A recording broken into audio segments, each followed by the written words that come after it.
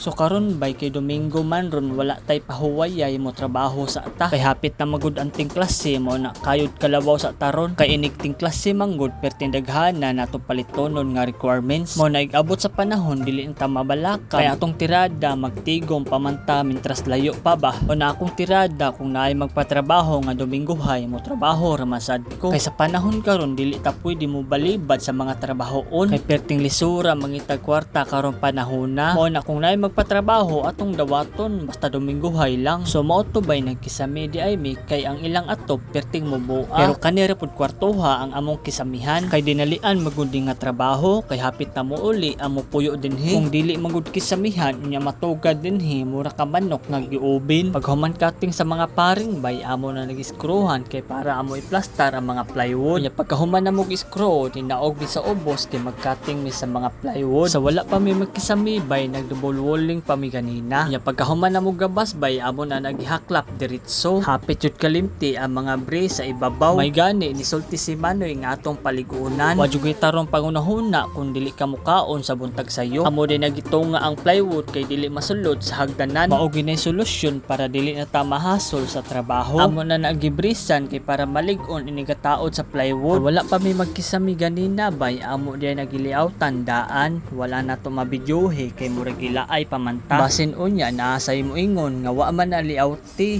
di man na mao, sayop man na inyo. Pero kani bay ang mga tawo nga may kay mostorya, lagmit ani, puro way agi. So mao to bay kay hapit naman ta mahuman og kisame among sunod nga trabaho dinhi. Mag-double walling di ay mi. Kaning duha ka kwarto dinhi. Unya wala pa na namo screw hitanan kay amo pa ng pitikan. Kay para nindot tan-awon ang mga black screw. So mao to diri na ta kutob. Salamat kay sa pagtan-aw sa sunod video na pod.